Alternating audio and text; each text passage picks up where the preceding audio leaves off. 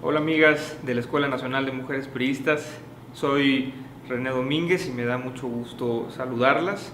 Hoy vamos a hablar de comunicación política y cultura democrática en México, un tema fundamental para que puedan continuar con estas capacitaciones, con este fortalecimiento de habilidades que se ha dado a través de la Escuela Nacional de Mujeres Priistas, una iniciativa que está teniendo mucha presencia, mucho éxito, por lo cual las felicito y las invito a que sigan participando con esa misma decisión y con esa misma determinación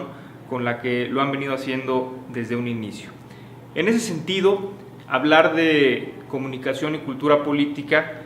es un conjunto de temas que van vinculados y que tiene que ver con el fortalecimiento de nuestras capacidades, porque tenemos que recordar que estamos viviendo en un contexto de pluralidad y de competencia electoral, en donde el discurso tiene que ser una herramienta de convencimiento, pero también una herramienta de diálogo y de interlocución permanente con los ciudadanos y con los electores, a quienes queremos convencer y a quienes queremos persuadir al respecto de nuestro proyecto y de la plataforma política, de las ideas y de la visión política que compartimos. Por eso es muy importante comprender y conocer herramientas que nos ayuden a fortalecer nuestra capacidad argumentativa, nuestra capacidad de debate y nuestra capacidad para comunicar de manera efectiva nuestras ideas. La cultura política de una sociedad está determinada por valores, por prácticas, por actitudes, por creencias, por afinidades, y por eso es tan importante conocerla antes de definir o de delinear el conjunto de directrices que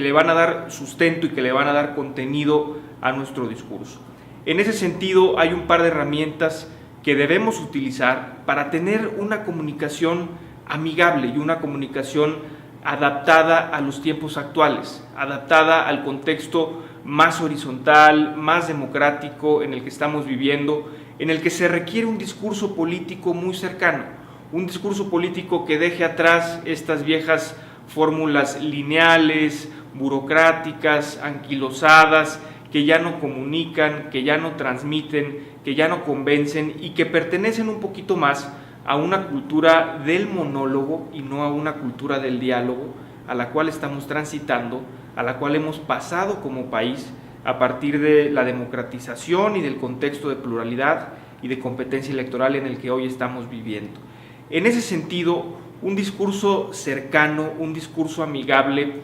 necesita una narrativa sólida. La base fundamental para tener un discurso amigable es esa, el contar con una narrativa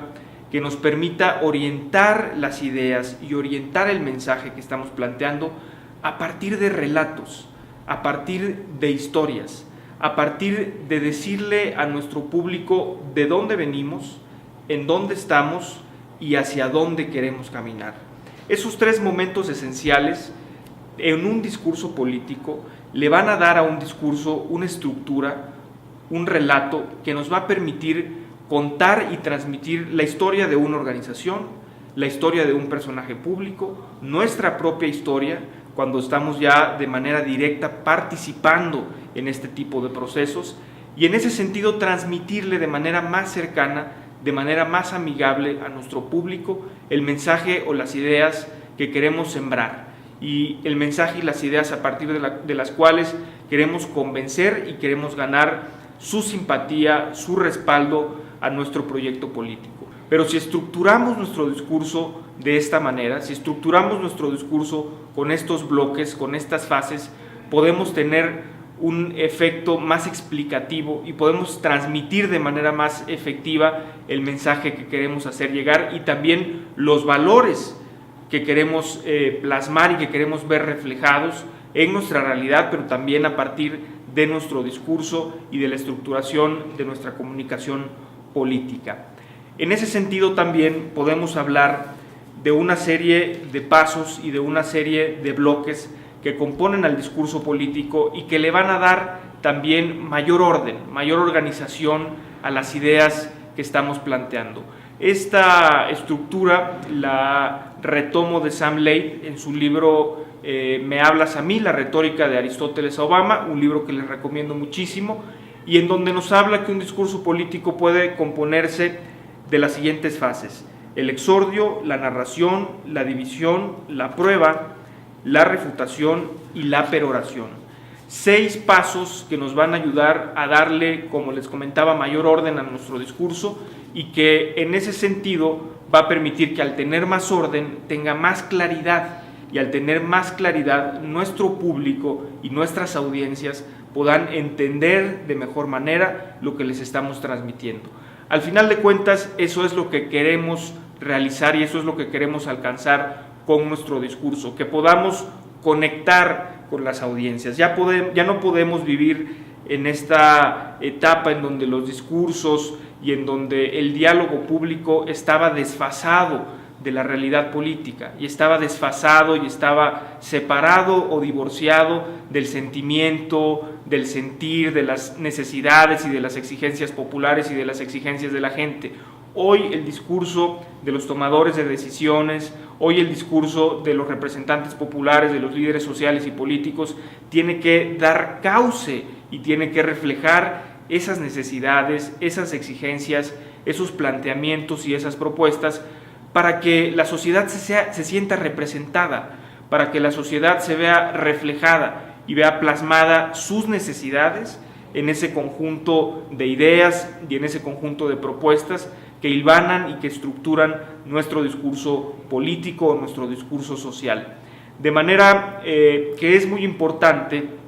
mantener ese diálogo permanente con la sociedad, pero también estructurar de forma cercana y de forma organizada nuestro discurso. Y por eso me voy a permitir explicarles de manera muy breve cada una de estas 6 fases y cada una de estas 6 partes de un discurso político a partir de la propuesta de Sam Laid. El exordio tiene que ser una entrada fuerte, una entrada emotiva que permita captar la atención de nuestro público, porque si no tenemos la atención de nuestro público, no vamos a lograr ni que entienda nuestro mensaje, ni que podamos tender un puente con nuestra audiencia, un puente no solamente cognitivo, no solamente intelectual, no solamente en la transmisión de ideas, sino también en la transmisión de emociones y de sentimientos, en llegar a las fibras más sensibles de nuestras audiencias, de los ciudadanos, de los electores, para que podamos llamarlos a la esperanza, para que podamos llamarlos también a la indignación cuando existan causas que nos motiven o que nos inviten a luchar, o cuando querramos también llamarlos a la unión, para que se organicen, para que participen, en fin, dependiendo del objetivo que busquemos, va a ser la manera en la que estructuremos nuestro discurso. Entonces, el exordio, que es este primer punto, va a ser esa entrada fuerte, que puede ser a partir de una frase, a partir de un pensamiento, a partir de una breve historia o de un breve relato también, para captar la atención de nuestro público y para que una vez teniendo su atención podamos desarrollar el conjunto de ideas que componen y que le dan contenido a nuestro discurso. Después del exordio, el número 2 es la narración. En la narración vamos a contarles un poco la película de nuestro tema. El contar de dónde venimos, el contarles un poco la película va a ser lo que estructure este segundo componente del discurso, que es la narración. El tercer componente es la división. En la división vamos a fijar nuestra postura ante los hechos, vamos a fijar nuestra postura ante la historia que estamos contando. Vamos a decir si estamos indignados, vamos a decir si estamos a favor o si estamos en contra, o vamos a decir incluso si queremos un cambio o una transformación ante la película que hemos contado. Después, en una cuarta fase, viene la prueba. En la prueba vamos a plantear los hechos, las evidencias o los argumentos que nos permitan sostener la posición o sostener la tesis que hemos planteado en la parte de la división, en la parte en donde plasmamos nuestro posicionamiento al respecto de los hechos y al respecto de la situación o el tema que estamos abordando. En una quinta fase viene la refutación. En la refutación vamos a hablar sobre las diferentes posiciones que existen al respecto. Y en la parte de la refutación vamos a intentar hacer una crítica o intentar justamente refutar las opiniones o las posiciones diversas o contrarias a la que nosotros estamos defendiendo. Y finalmente, una vez desarrollada la parte de la refutación, viene la parte de la peroración. La peroración no es más que el cierre de nuestro discurso. Y nuevamente ese cierre tiene que ser muy emotivo, tiene que apelar a los sentimientos y a las emociones de las personas y tiene que permitirnos salir, digamos, de manera triunfal, con mucha empatía, con mucha cercanía, después de haber concluido la exposición de nuestras ideas. De manera que el discurso va a ser esa herramienta que nos permita aproximarnos, que nos permita tener también fraseos de contacto, frases que puedan apelar a esos sentimientos y a esas emociones de las personas, frases que plasmen imágenes. Al hablar del tema de la prevención social de la violencia y el delito, una vez que digamos de dónde venimos, qué hicimos ante la situación que estábamos viviendo y en dónde estamos ahora, podemos plantear también un horizonte a seguir. Ese horizonte a seguir marca un rumbo, marca una ruta, que es parte fundamental también de la narrativa, es decir, hacia dónde vamos. Y en ese horizonte a seguir podemos hablar de niñas, niños y jóvenes que han recuperado sus espacios públicos, que hoy pueden salir con libertad y con confianza a sus parques, a sus calles, a sus colonias, y a partir de ese tipo de imágenes de padres y madres de familia que llevan con tranquilidad a sus hijos a las escuelas, de mujeres y jóvenes que pueden salir con tranquilidad a las calles o que pueden ir con tranquilidad a su escuela o a sus lugares de trabajo o usar con paz y con seguridad los espacios y los transportes públicos. A partir de la construcción de ese tipo de imágenes, de frases de contacto, podemos tener mucha mayor cercanía con nuestra audiencia y podemos llegar incluso al corazón de las personas, y eso va a ayudar a tener mucha mayor conexión y mucha mayor efectividad al momento de plasmar y de plantear nuestras propuestas y nuestras convicciones políticas. Para finalizar, quisiera decir que el storytelling, el contar historias, el plantear también un origen y un cauce a seguir, nos ayuda mucho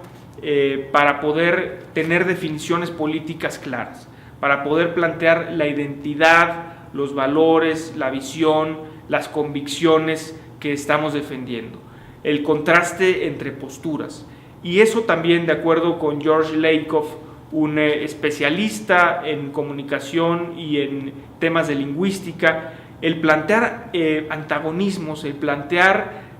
dicotomías dentro de los discursos políticos nos ayuda a tener mayor claridad en nuestras posiciones, mayor claridad en las opiniones y en las posturas que estamos defendiendo, y en ese sentido que se entienda más nuestro mensaje, que se entienda más las ideas y las propuestas que estamos defendiendo y que podamos ser mucho más efectivos en ese convencimiento y en esa tarea permanente de persuasión. Por ende, pensemos siempre cuáles son las posturas antagónicas, cuáles son las dicotomías, cuáles son los contrastes sobre los cuales queremos referirnos y a los cuales queremos abordar dentro de nuestro mensaje y dentro de nuestra comunicación política. Finalmente, quisiera terminar también diciéndoles que esta cercanía, esta manera tan platicada y esta manera tan coloquial de construir nuestros discursos va a ayudarnos a algo que menciona Yolanda Meyenberg, una especialista también en temas de comunicación política, que contribuye a legitimar las decisiones públicas y que contribuye a legitimar las decisiones de gobiernos y de las autoridades. Y es el hecho de que vamos a poder explicar las políticas públicas y vamos a poder explicar los programas de gobierno en una lógica que esté vinculada con la vida cotidiana de las personas, con la vida cotidiana de las familias y con la vida cotidiana de las comunidades. Eso también tiene que ser parte de los instrumentos fundamentales en la construcción de nuestros discursos y en la construcción de nuestros medios de comunicación política, que siempre podemos y que siempre podamos explicar las decisiones de política pública, las leyes que se proponen, las definiciones inclusive en términos de presupuestos, de programas, de asignaciones, que siempre podamos explicar cuál es el impacto que tiene eso en el bolsillo de las familias, en la vida cotidiana de las mujeres, en la vida cotidiana de los jóvenes estudiantes, en la vida cotidiana de los adultos mayores, que podamos siempre explicar el impacto que estas decisiones tienen en esa realidad diaria que las personas están enfrentando y que las personas están afrontando día con día. Eso también nos va a ayudar muchísimo a tener un rostro amable, a tener un rostro más claro, más transparente y en ese sentido a tener un discurso como el que queremos, que nos ayude a construir candidatos y liderazgos ganadores, efectivos, exitosos, pero sobre todo también liderazgos con amplia legitimidad y con amplio respaldo en el contexto actual más democrático que estamos viviendo y que se fortalece día con día en nuestro país. Muchas gracias por su atención y quedo a sus órdenes.